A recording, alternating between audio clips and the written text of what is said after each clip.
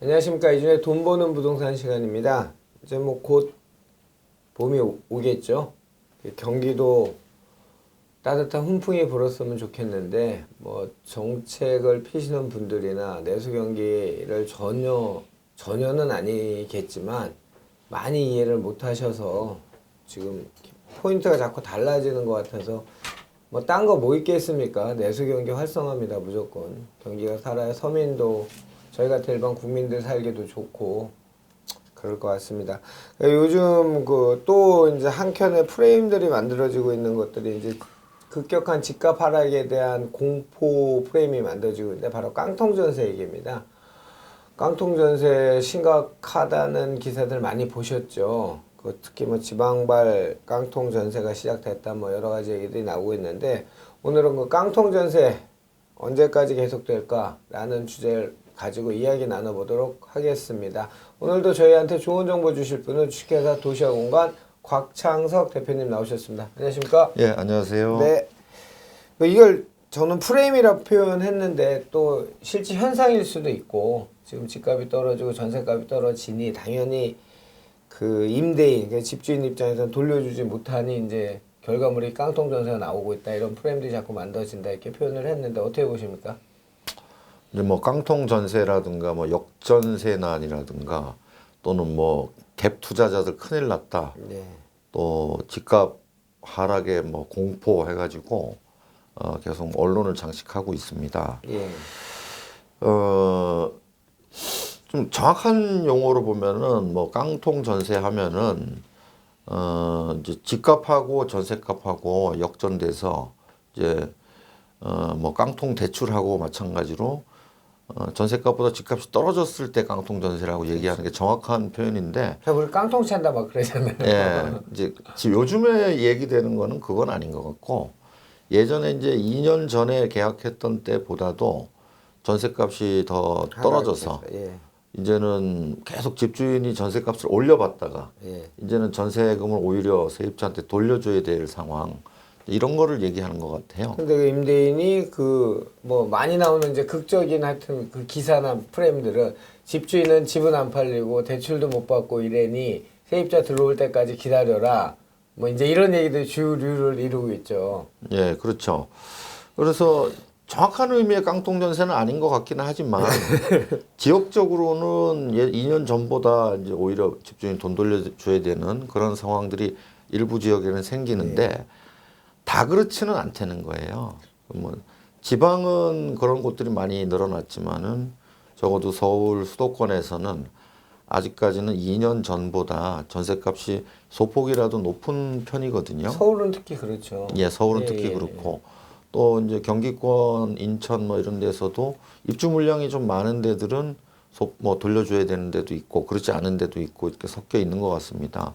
그런데 이제 이게 대단히 구조적인 문제여서 그렇죠. 앞으로도 계속 지속될 사안인지 아니면은 지역별로 다른 변화가 일어나서 어쩌면은 잠시 이러다가 다시 전세난이 일어날 수도 있지 않느냐 뭐 이런 의견도 있거든요. 저는 이제 이런 얘기 나올 때마다 제가 이제 최근에 겪었던 사례는 예전에 겪은 거는 이제 저도 이제 사람이니까 제 편한 대로 이제 판단할 것 같아서 가장 최근 일이 이제 14년, 15년 마곡에 물량이 들어올 때 강서 그 영등포구까지 전세값이 빠졌었어요. 일시 물량이 몰리니까. 그러니까 막 큰일 났다 또 난리가 났었죠 그때도. 그러다가 일자리가 창출되고 사람들이 입주를 시작하고 정상적인 시장 기능을 발휘하니 주변 시장이 급격히 안정이 됐던 전 기억이 있거든요. 어떻게 보시죠?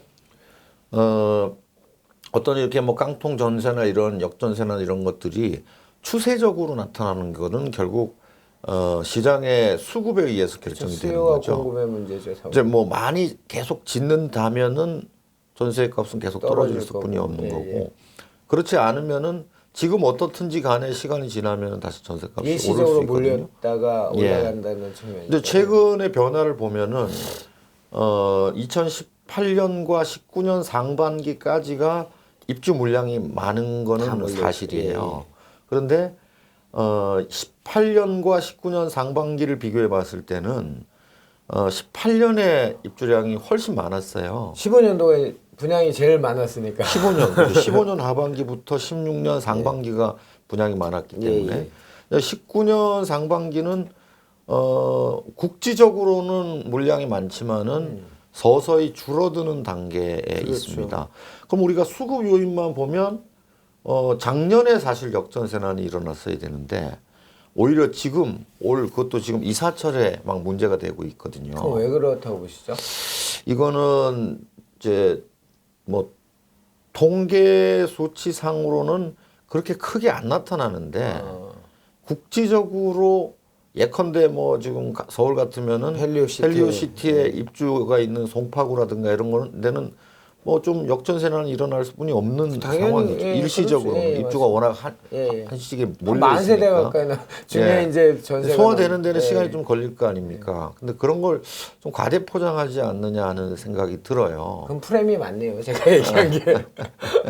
그런 식으로 또 지금 서울도 지금 이제 2월 중순인데 어떤 지역들은 전세가 오르기 시작하는 데들도 있어요. 이사철 기존에 이제 양상을 그것도 입주가 굉장히 많다고 하는 강남권에서도 뭐 반포 같은 곳은 또 전세가 오르고 있거든요. 또 서울의 뭐 서북부 지역이라든가 이런 데들도 전세가 그렇게 뭐 떨어지는 것 같지는 않아요. 그러나 뭐 입주가 많은 헬리오시티 포함한 뭐 송파구라든가 또는 지금 경기 남부권은 올 상반기 입주가 굉장히 많거든요. 그렇죠. 이런 것들은 일부 빠지는 곳들이 있는데 이걸 너무 과대 포장하는 게 아닌가 하는 생각이 듭니다. 지금 그 서울 아까 이제 대장주를 얘기하셨잖아요. 헬리오시티 이제 개포도 입주되고 이제 고덕도 곧 입주가 되고 그 물량이 어마어마한데 과연 그 물론 이제 학군 수요나 살고 싶은 수요 여러 가지 긍정적인 요인도 있지만 전세 수요로 봤을 때는 강남 쪽도 지금 안전지대는 아니다 이렇게 볼 수는 없을까요? 이렇게 봐야 될 것 같아요. 그런 재건축들은 지금으로부터 한 3년 전쯤에 그 이주가 됐었겠죠. 관리처분인가 뭐. 그리고 이제 입주를 하고 앞으로도 할 건데 이주가 될 때는 주변 지역의 그 세입자들이 주변 지역의 이 뭐 다세대라든가 뭐 소형 아파트라든가 이쪽으로 빠져나가게 되거든요. 이제 그런 쪽에 전세난을 일으키고 지금 이제 입주가 되는 시점에서는 그분들이 그때 나갔던 분들이 다시 입주할 수는 없어요. 그 세입자들은 그쵸. 뭐 전세금이 5천만 원 1억짜리고 지금 이제 들어오실 분들은 그런 분들이 아니거든요. 그러니까 아무래도 지금 새로 들어오는 분들은 고가 전세 세입자니까 수요층이 다르고 고가 전세 쪽에서 아무래도 좀 그 하락 압력을 받게 되겠죠. 근데 이제 헬리오시티처럼 만세대가 확 몰리는 게 아니고 앞으로 이제 뭐 개포라든가 고덕이라든가 이런 것들은 시차를 두고 한 3, 4개월에 한 개 단지씩 이렇게 차근차근 입주를 하게 되고요.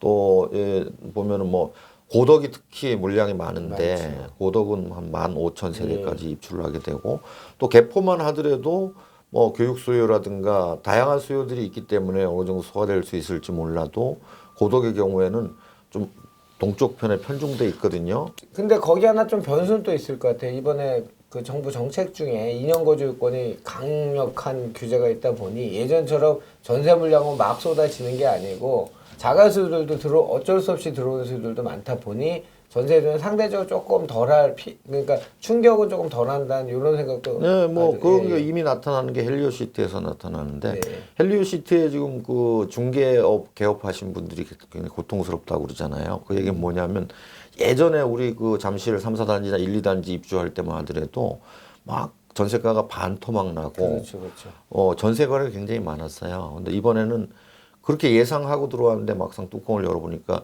전세가 오히려 그렇게 많지 않은 거예요. 그리고 오히려 거꾸로 중개업소에서 막 전세를 찾고 있는 상황이고, 그러나 뭐 이런 헬리오시티의 입주 여파가 순식간에 끝날 것 같지는 않아요. 원체 물량이 많아요. 이제 워낙 단지가 크다 보니까 입주 기간을 좀 넉넉하게 주거든요. 그래서 제가 재작년에 이 방송을 할 때 헬리오시티의 입주의 여파가 한 5월 정도까지 갈 것 같다고 말씀을 드렸는데, 그건 이제 나름대로 이제 뭐 경험에서 그러라는 얘기인데 헬리오시티가 보통 이제 1월 달에 입주를 하면 단지가 워낙 크면 한 3개월 주거든요. 그런데 워낙 이제 그 물량이 많다 보니까 그게 좀 늘어날 수 있고요. 예. 보통 입주가 마무리되는, 그러니까 입주 만료일이 되더라도 예. 그때까지 못 맞춘 분들도 있어요. 그렇죠. 그런 분들이 일부 연체를 내면서 한 달 정도는 더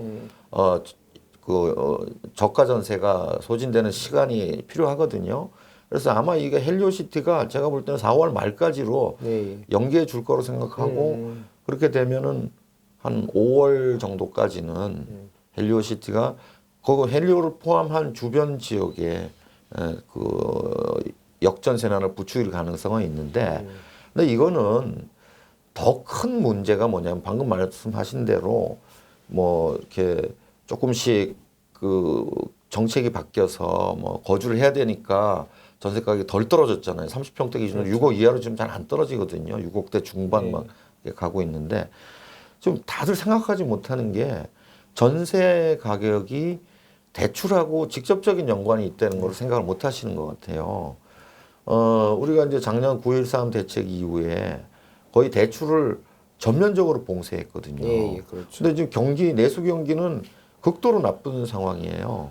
그러면 집 있는 사람이 대출을 일으킬 수가 없으니까 어쩔 수 없이 자금이 필요하면은 자기 집을 전세 놓는 분들도 많단 말이에요.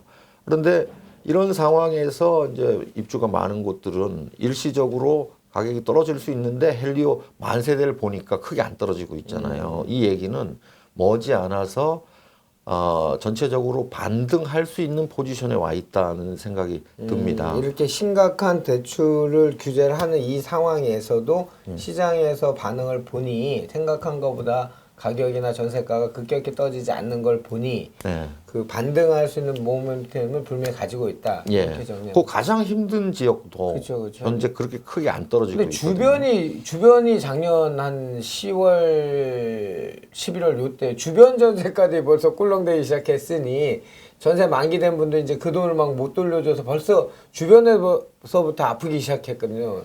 근데 그 예전에 이제 잠실 2008년도에 막 입주가 많을 그쵸. 때 한번 겪어봤기 때문에 헬리오시티는 미리 준비를 한 거죠. 사실 작년 연초부터 막 전세들을 났거든요. 그래서 이제 대비가 됐던 거고 우리가 더 깊이 생각해야 될 거는 이렇게 지금 나타나는 일시적인 현상이 아니고 앞으로 추세적으로 전세가가 어떻게 될 건가가 더 어떻게 보세요? 관심사입니다. 자, 작년에 보니까 작년 한 해 동안에 서울의 아파트 분양 물량이 예. 그 인구가 3분의 1, 4분의 1이 되지 않는 부산이나 대구의 신규 분양 물량보다도 훨씬 적었어요. 예. 거의 3분의 1 정도뿐이 못했어요. 예. 그러면 사실은 10분의 1 토막 난 거죠. 그렇죠. 인구가 훨씬 많은데. 예.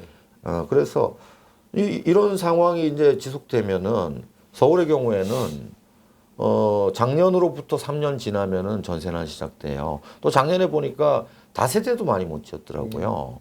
그러면은 2021년경부터는 서울은 다시 전세난 시작될 수밖에 없는 추세를 가지고 공급이 있고요. 없으니 당연히 안 지었으니까 그렇죠, 안 그때 가면 지었으니까. 그렇게 되겠죠. 말하자면 고덕지구의 입주가 끝나는 시점부터 전세난이 시작이 된다고 봐야 돼요. 예. 그다음에 경기도권을 보면은 경기도는 2015, 16에 많이 지었지만은 예. 17년 이후에 공급량이 줄어들고 있고요. 그렇죠. 그래서 19년 상반기까지는 굉장히 많은 편인데 19년 하반기부터는 평년 수준으로 돌아가고요. 예. 2020년부터는 평년 수준보다도 훨씬 입주량이 떨어지게 돼 있어요.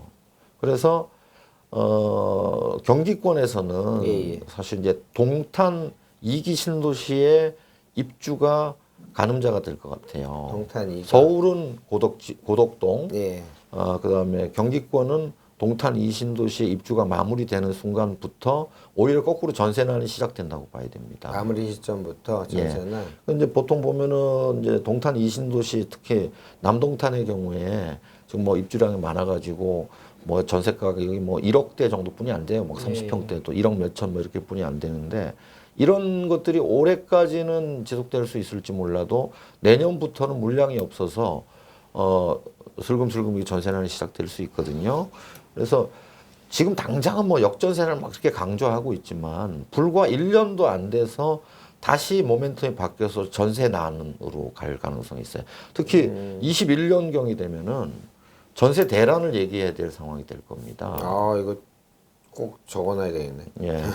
그래서 지금 현재 뭐 이렇게 나오고 있는 지금 말씀하신 대로 뭐 프레임에 너무 매몰될 필요는 없을 것 같고 부동산 굉장히 느리게 움직이는 그렇죠. 거니까 추세적으로 앞으로 어떻게 변해갈 건가를 좀 예상하면서 이게 뭐 실수요를 하든가 투자를 하든가 해야 될 것 곽 같아요. 대표님이 이제 잘 얘기하시는 게 몇 가지 추세적인 그 분양 시장을 판단한 가격이 있잖아요. 그 중에 하나가 전세가고 분양가가 있는데 이 전세가가 떨어진다는 말은 지금 뭐 2021년 이 말은 바꿔 얘기하면 그 시점 되면 가격도 반등한다 이렇게 해석해도 될까요?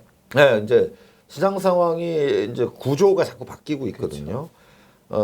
예를 들면은 우리가 80년대 말에는 정말 전세가가 많이 올라서 매매가를 밀어 올리는 시장이었다면은 2000년대 초에는 뭐 전세하고 매매 같이 오르다가 2000년대 중반에는 보면은 전세는 오히려 약세를 보이는데 매매가가 계속 뛰는 그러니까 이제 뭐 투자자가 늘어나면서 그렇게 됐겠죠. 네. 근데 이번 시장 상황은 보면은 뭐 지금까지는 투자자가 좀 있었을지 모르지만은 네. 이제는 뭐 갭이 너무 커졌어요. 그렇죠. 서울 아파트를 투자로 사기에는 거의 뭐 돈이 너무 많이 드는 네. 강남은 더 그렇고요.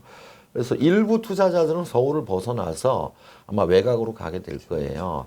그러나 전체적인 틀로 보면은 구조적으로 80년대 말과 같이 전세가 오르면서 매매를 밀어 올리는 장이 한 번 더 반복될 가능성이 그게 높다는 거예요. 2020년 이후에 20년 이후에 지역별로 경기가 먼저 시작되고 예. 뒤를 따라서 서울이 쫓아오고 이런 양상이 전형적인 양상이 다시 나타나겠다. 그러니까 말하자면 우리가 경기 순환 국면으로 보면은 일국면의 양상, 네.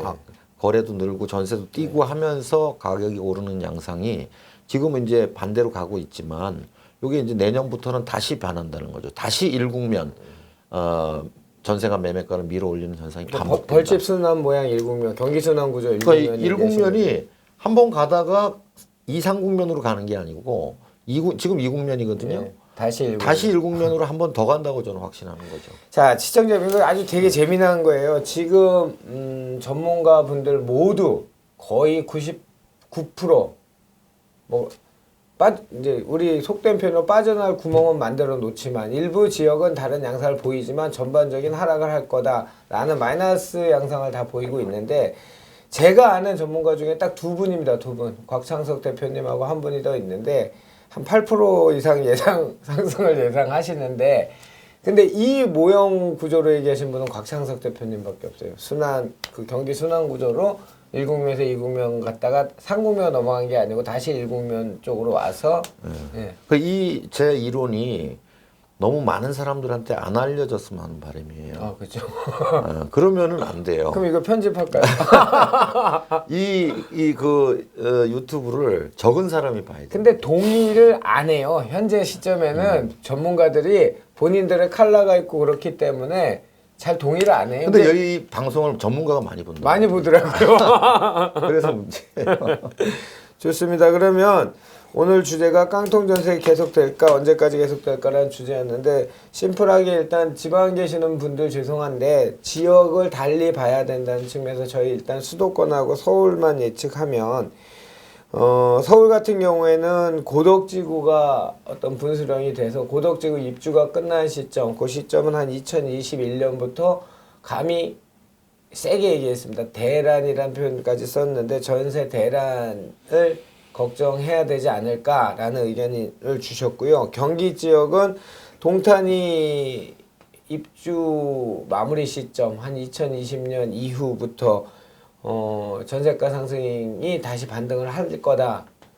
또 더 중요한 거는 그럼으로써 80년대 말의 양상 또는 2000년 초반 그 무렵의 양상처럼 전세가가 올라가면서 매매가를 끌어올리는 뭐 그런 양상이 펼쳐질 거라는 주장을 하셨습니다. 근데 하나만 더 여쭤볼게요. 동탄 2가 지금 개발되는 게 한 17% 18% 전체 물량이 그거밖에 안 됐잖아요. 여기에 나머지 물량이 다 도면 과잉 공급 얘기 나오지 않을까요? 동탄에 관련돼서만? 이제 추후에 나오겠죠. 또 3기 신도시도 예. 나오겠죠. 근데 이제 공백이 있다는 거예요. 지금은 여러 가지 규제 때문에 신규 공급을 못하는 예. 이 공급 공백이 입주 공백으로 이어지고 그때 이제 전세난이 일어나고 이제 3기 신도시가 입주하면서 이 상황이 끝난다는 거예요. 오케이, 알겠습니다. 역시 돈 버는 부동산의 곽창석 대표님만 얘기할 때 들을 수 있는 얘기였습니다. 자, 늘 하는 말씀, 위기는 위험과 기회가 항상 상존합니다. 토지 시장도 좋아지고 있고요. 그냥 집 갖고만 너무 고집하지 마시고 또 너무 어려워하시지도 말고 언젠간 가겠죠. 지나가는 거죠. 왜냐하면 롱텀이니까요. 부동산 시장은 단기간의 시장에 즉 해결책이 나오는 게 아니고 조금 중장기 시장으로 전체를 판단해야 되기 때문에 그래서 경험을 가진 우리 곽창석 대표님 같은 분이 너무 소중합니다. 자, 오늘도 저희 시청해주셔서 감사하고요. 그 구독하기 이런 거 누르는데 돈 안 든다고 하더라고요. 좀 눌러주시고요. 많이 펼쳐주셨으면 좋겠습니다. 자, 오늘 시청해주셔서 감사합니다.